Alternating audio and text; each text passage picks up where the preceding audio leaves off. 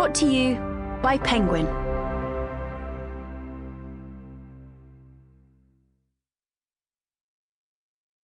Archangel by Robert Harris.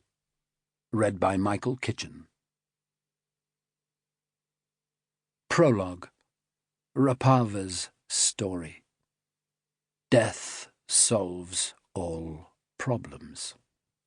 No man, no problem. Josef Stalin, 1918. Late one night, a long time ago, before you were even born, boy, a bodyguard stood on the veranda at the back of a big house in Moscow, smoking a cigarette. It was a cold night, without stars or moon, and he smoked for the warmth of it as much as anything else, his big farm lad's hands cupped around the burning cardboard tube of a Georgian papirosa. This bodyguard's name was Papu Rapava. He was 25 years old, a Mingrelian from the northeastern shoreland of the Black Sea. And as for the house, well, fortress would have been a better word. It was a Tsarist mansion, half a block long, in the diplomatic sector, not far from the river. Somewhere in the frosty darkness at the bottom of the walled garden was a cherry orchard, and beyond it a wide street, Sadovaya Kudrinskaya, and beyond that the grounds of the Moscow Zoo. There was no traffic.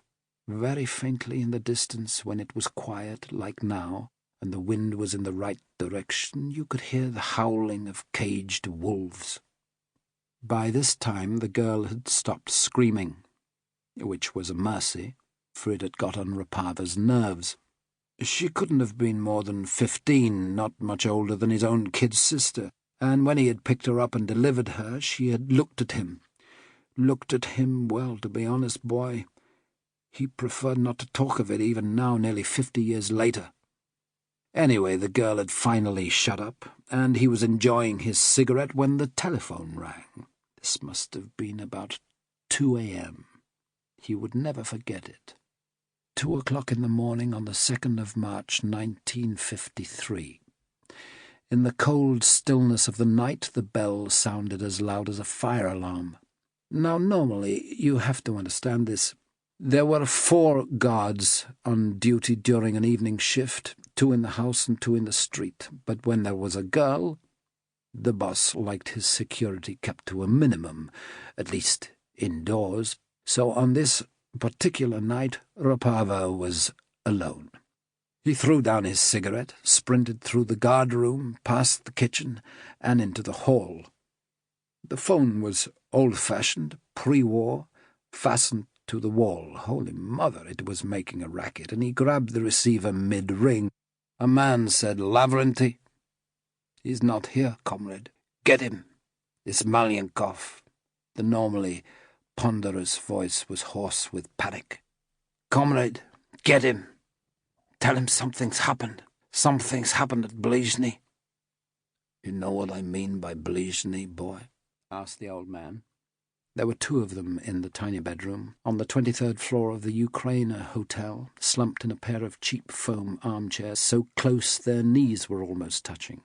A bedside lamp threw their dim shadows onto the curtained window, one profile bony, picked bare by time, the other still fleshy, middle-aged. "Yes," said the middle-aged man, whose name was Fluke Kelso.